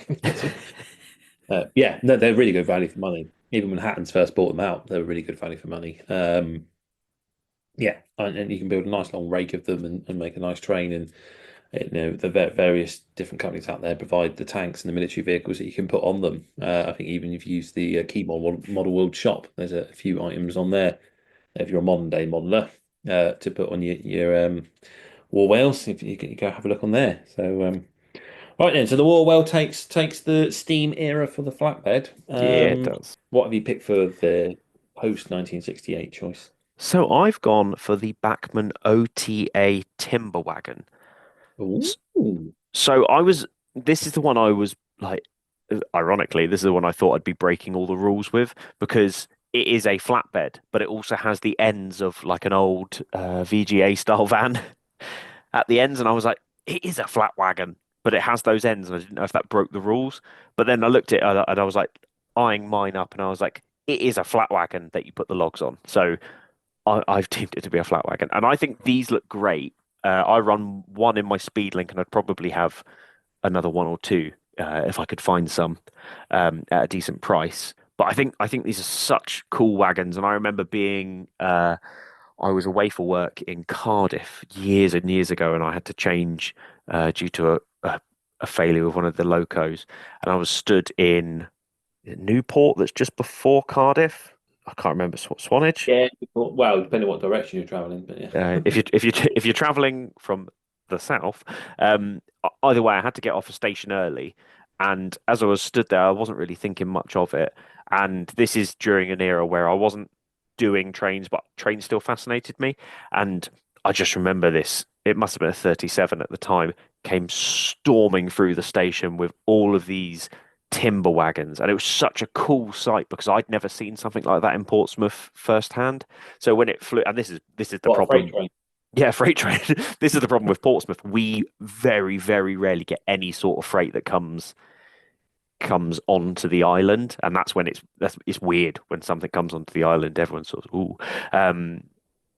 So yeah, went storming past. I was like, that's so cool. Just a train of logs, and the smell was phenomenal as it went through the station. You obviously have that dirty diesel sort of smell that you sometimes expect when you see a train go through, but it was like a giant car air freshener just wafted through the train station, and I was like, this is so cool. And yeah, it's an image that's always stuck in my head. Yeah, that's cool. I like that choice. But when I was looking through some books just to make sure I got everything right in the research, that wagon came under the category of an open wagon. See, but before James and I started recording, I was like, I've got one that came under several categories. OTA. It's as far as I could see, it's a flatboat. It's just got posts. It's no different than the wagons they're adapted with the posts to keep, or a bolster to keep the load in check. So as far as I wouldn't say it was an open wagon because you couldn't carry coal in it; it'd spill out the sides. So yeah, thank you. Yeah. No, yeah, no, I like them. I think they're cool wagons. I went for the Real Track FLA wagon, so it's one of the Freightliner wagons. This is like the real low wagons because obviously one of the problems with the British rail network is the loading gauge, and we tend to obviously get lots of things shipped in from China in containers that are 9'6" high. So if you try and put them on a standard wagon, they're going to start knocking your bridges and other bits of infrastructure over. So these were built between 2004 2005 for this purpose. I think they're mostly within Freightliner's use. And Real Track models make these, and they're really, really nice models. They're so again, it's a die cast flat wagon. They're twin set, and they run really nicely. Like because they've got the smallest wheels on them. Honestly, they're like N gauge wheels and 00 gauge axles. But yeah, I really like them just because of that sort of how I suppose more the real life engineering of how small they try to make it to allow that container wagon to sit on. But I think your wagon's much more interesting, much more fun, if I'm honest. Oh, thank you. That's good to hear. I love. I'm not even going to fight there. I was just like, yeah, mine's a Freightliner wagon. It's always really interesting when you have such a nostalgic memory of certain things, and that memory of being in that station somewhere in Wales. I went across a bridge, therefore I was in Wales, and it was just because I was sort of doing that thing of this is a day and age where using your phone for Googling stuff wasn't as common yet, if that makes sense. Like we weren't using our phones for the internet as much back when this happened. Using, heaven forbid, making phone calls. Perish before. I think WhatsApp had only just been a thing. And yeah, I just remember I was sort of I was doing that thing of squinting at my phone, trying to think like, okay, how do I find out what the train I need is to get to Cardiff and all this sort of stuff. And it was that sort of like, I just looked up at the last second as it came, and it came past, and it just hit me. And I was like, that's cool. So yeah, but then I live near Southampton, and one of the great things is seeing the Southampton cargo trains and the freight trains. And James is right. Technically, a lot of the cargo wagons have to go out of Southampton westward. They have to sort of do a long way round because the main bridge that's right near Southampton train station central that the freight trains would go through is so low that it made moving freight through it very difficult and dangerous. So they stopped.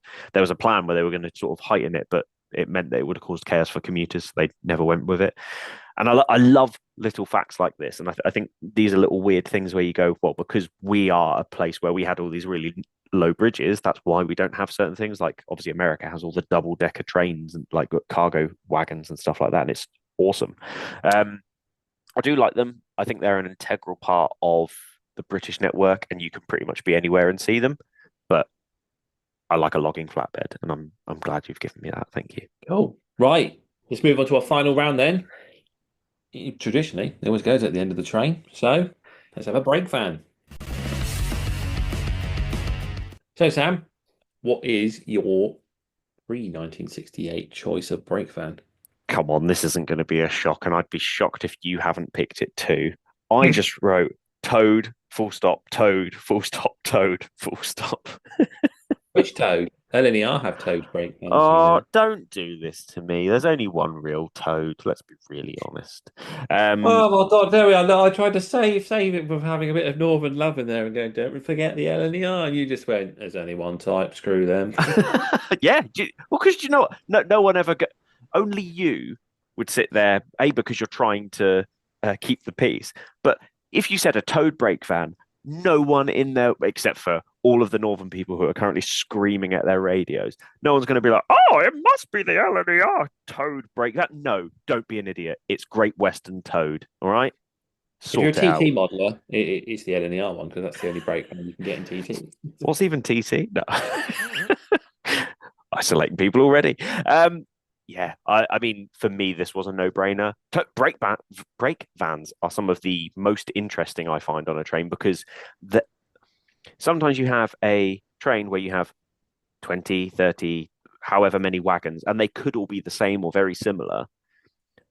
But your loco and your brake van, the beginning and the end, are usually so different from what they're transporting, or at least you can see the visual differences between it. Yeah. I love it. As a diesel modern era modeler, it's one thing I wish we did have more of in the modern era because they're so cool. And it is that sort of thing of brake vans, very big in steam. I just think the Toad brake van, for me, it is a big chunky boy. And I know there are chunkier ones, but I love a Toad. I think the Toad's the best one. And which manufacturer are you going for? Bachmann. Cool. That's cool. No, yeah, you're absolutely right. I also went for the GWR Toad, but I'm going to kick your ass with Rapido's version, which is obviously the newer, more highly detailed version. Yeah. When you think of brake vans, I think there's two that really do spring to mind.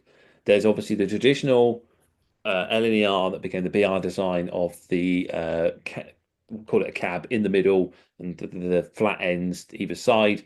The 20-ton brake van off the top of my head, the traditional style, and then as you say, the other brake van that comes to mind is the Great Western Toad brake van with that nice long wheelbase, the veranda on the end, and it is an iconic looking brake van. When you think of brake vans, it definitely is. I mean, there are others out there. I do like the Southern Region Pillbox van, and I also really like the Queen Mary. I think they're two great looking brake vans as well. But yeah. It had to be a GWR Toad, really, didn't it? Mm. What was your feeling on that one? Bachmann one or the Rapido one? I didn't even know that because I own two. I own a Hornby one and a Bachmann one. I didn't know Rapido did one. Sorry, Rapido.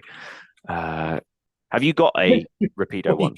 You know the Rapido one's going to be the better one. I mean, benefit of the doubt, I'm going to assume. I honestly, I didn't even know that they did one. When did it come out? Let's have a think now. I reckon off the top of my head, 22, possibly 23. Oh, okay.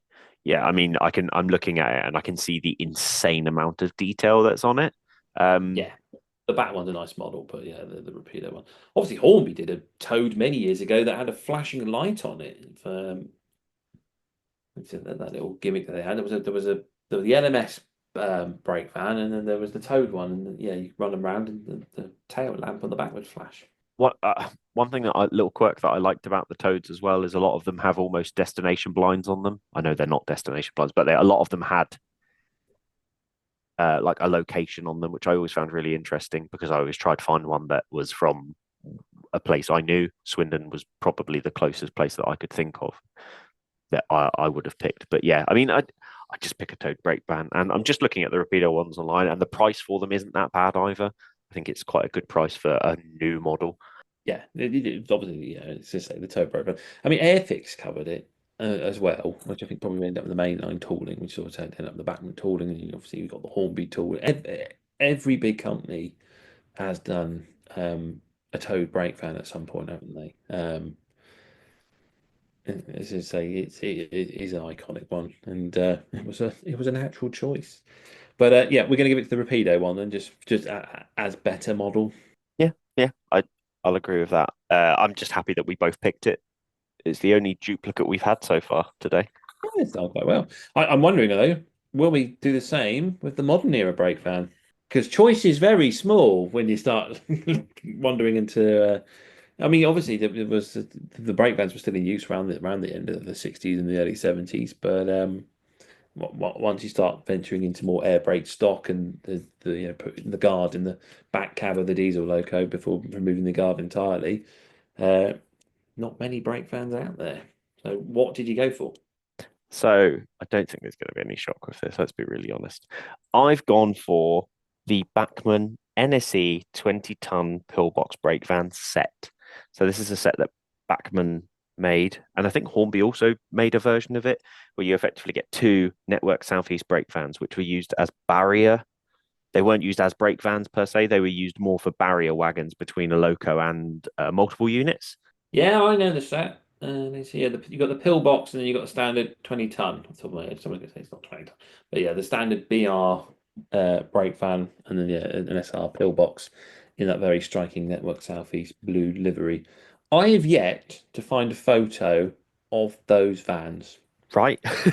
That's the thing that I've always been like weirded out by. There's so many things out there we don't have models of, but someone has deemed that putting the Bachmann Network Southeast brake vans out on the market a thing or the Hornby Network Southeast brake vans on the market. Yet let's flicker it right now. I've tried looking because I tried finding examples of what they were used for. And then I say they're really nice. These these two particularly you were talking about, the Bachmann ones were allocated to Old Oak Common. Kind of can only assume that they were used as barrier vehicles, bringing maybe the 165s and 166s from York. But I also recall that those two particular units were out of gauge for travelling between York and the Western region. So I'm not entirely sure. But otherwise, I can't really think what they would have been used for. Later on, you got the 465s, and they had I think they used Mark Ones as the barrier vehicles. So yeah, I was never entirely sure what the brake fans were used for. But I have seen video footage of Class 31s delivering London Underground units with brake fans as the barrier vehicles on there. So who knows? Do you want to know what's the funniest thing? Is that if you search NSE brake van on Flickr, the one that comes up is a Network Southeast Queen Mary brake van. So it doesn't even have any pictures on Flickr of the Network Southeast brake vans. Yeah, this is what I mean. I tried finding photos, and so yeah, if anyone out there has photo or knows where a photo is or bit of video, where these two brake vans, if they genuinely existed, where were they and what were they used for? I for one would be fascinated to know. I'd be really interested. So yeah, if you could, that'd be great. Right then, do you know what I picked? Go on then. Hornby Shark. Oh, the Shark is such a good choice. Such a good choice. And possibly one of the heaviest, quotation marks, cheaper wagons that I've ever held. Like, it's a beastly heavy wagon. No, it's a nice model. It's a really nice model. So the real life basis, 200 of these were built based on an LMS design, which had roots in a Caledonian railway design, and it was all basically the idea of having ploughs underneath the brake van, nice big sort of boat style steering wheels. Apologies, I can't think what it'd be called. But yeah, you just turn the wheel and it would lower the ballast plows down, and then you do your ballast drop, and the train would move along, and that would spread the ballast out to even it out. And that particular vans lasted up until 2000s. Some receiving an EWS livery, I believe. So yeah, they've been around for some time, and I think there was one that they tried to preserve, and I don't think they could do it in the end. It was dumped in a siding in East Anglia, and it just sat there rotting. And I think they tried to save it, but it was that bad it couldn't be moved. And I think it had to be cut up on site in the end, which was a bit of a shame. But yeah, that's what I've gone for. I just thought it's a cool looking brake van as well, and it's a bit more interesting to say with those plows underneath. Yeah, I've got one on my Sea Cow Sea Line rake. Now, people have told me that they should be in the middle of the train, but Yeah. because it's the only brake van I have on my layout, I do run it at the back for personal choice because I just think it looks cool. It's the only brake van I've got, so I'm going to put it at the back of the train. Yeah, that's rule one, I suppose. I mean, if I'm breaking any particular rules, I'm glad it's that rule because it's a weird one, but that's how I feel. I don't get to run brake vans at all, so that's when I'm using it, and I'm happy with it. Yeah, fair enough. It's fair enough. I like it in the middle. I think it looks cool in the middle because it's an unusual place to find a brake fan. But yeah, personal preference, I suppose. I guess you also you run a lot more steam than I do, so you'll have brake vans more than I would. I've got a couple. I think I've definitely got way too many steam locos than any amount of rolling stock for them. But I'll solve that problem later. Um, What sell the diesels? in terms of, I think yours wins it. I think it's the fact that whilst the idea of the Network Southeast brake vans is a cool idea, there's no photos of them. We've literally just looked on Flickr and I've tried various different keywords. So please, if anyone has pictures of the Network Southeast brake vans actually being used or positioned somewhere, it would be really, really helpful because they're a cool piece of kit and it's one of those you don't see them that often. If I could see them being used, I'd really appreciate it. So if you do have a picture, please send it in to our email because that'd be really cool. But I think I love a shark. I think the sharks are cool. And it is like you say, we are slim pickings when it comes to this sort of era.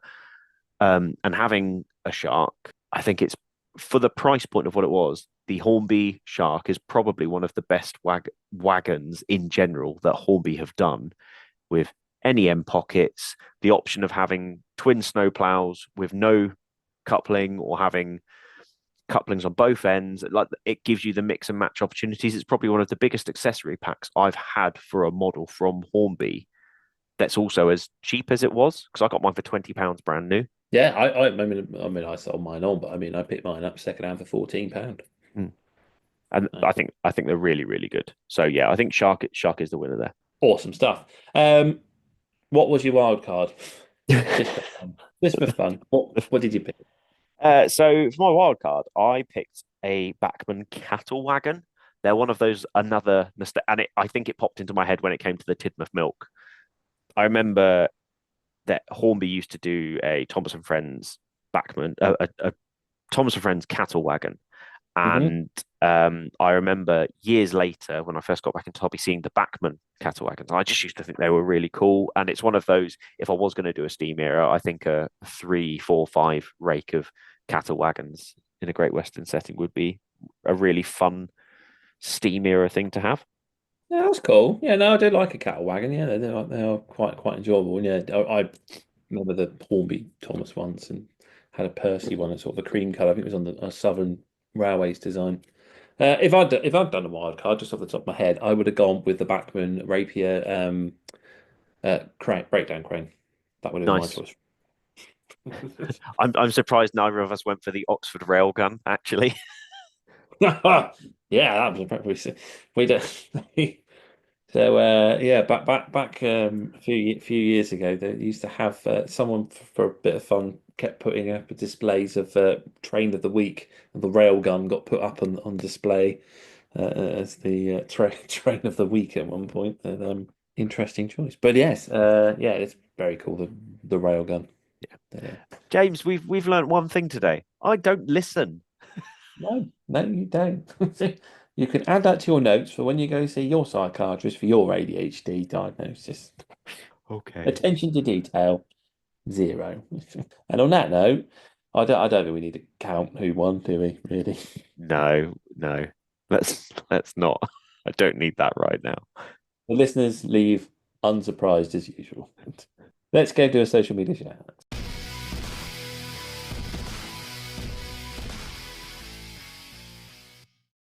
Hello there, dear listener. We thought we'd just take a moment to talk to you about our Patreon. For the last few weeks, Sam has been putting out an advert impersonating David Attenborough, trying to entice you to give us your money. And you were right not to do it. But now we ask you from the bottom of our hearts to follow us on Patreon. If you do want to support us in what we do, and you believe that what we do is good enough that you want a part of your money, you can find us on Patreon, and you can start donating for as little as $1 a month. It's in dollars, it's in freedom credits, however you want to say it, but eventually it will just take the pounds from your bank account. And if you do want to support James and myself, head on over to Patreon. There's varying levels and tiers that you can do, and there's even a tier where I'll weather stuff for you, and James gets the benefit of it. So why not support us on Patreon today? Indeed. And that way we can get new microphones so you can stop complaining that you can't hear us.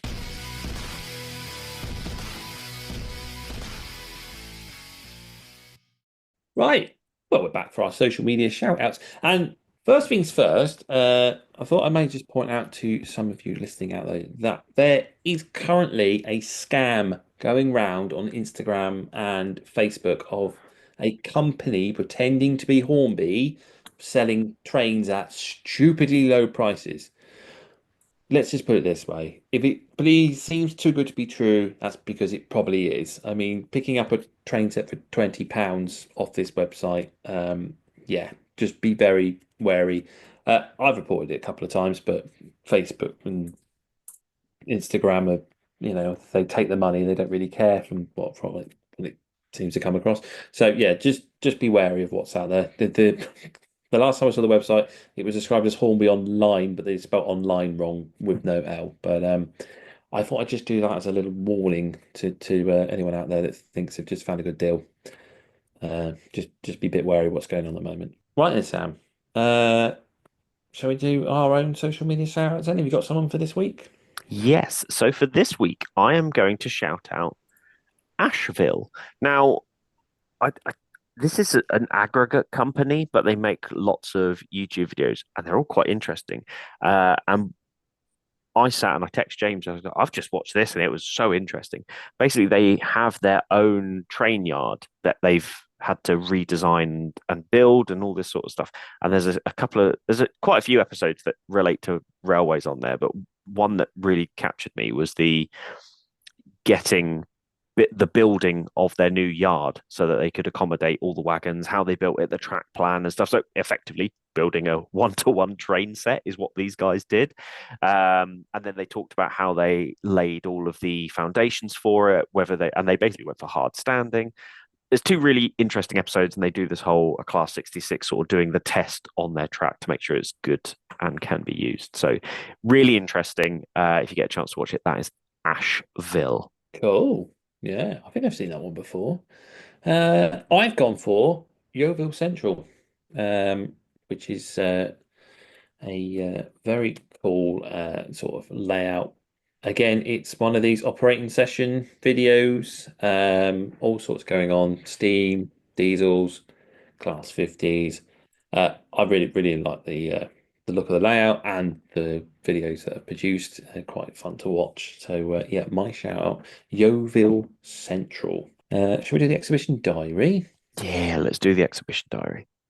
Right. Oh, right. Well, then for this upcoming weekend of the 15th and the 16th of March, we are starting. That's a new word, isn't it? You've gone really southern. Yeah, it's good. I read the word Bolton and I tried to, my brain combined it. Starting at the Bolton Model Railway Society's open day. This is at the Bolton Marketplace shopping centre on the first floor, next to H&M on Knowlesy Street, Bolton, Lancashire.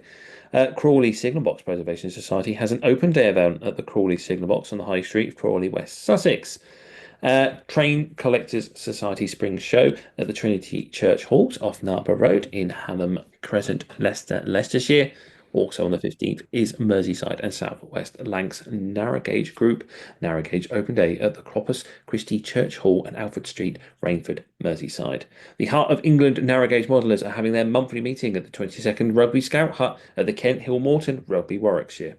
On the 15th as well, West Midlands Narrow Gauge Group is having their March monthly meeting on the Four Oaks Methodist Church Hall, 155 Lynchfield Road, Sutton Coldfield, West Midlands.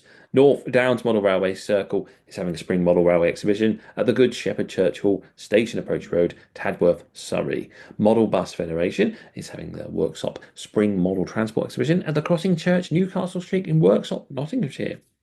The big one for the weekend then is the Warner's exhibition, all weekend, 15th and 16th, the London Festival of Railway Modelling at Alexandra Palace.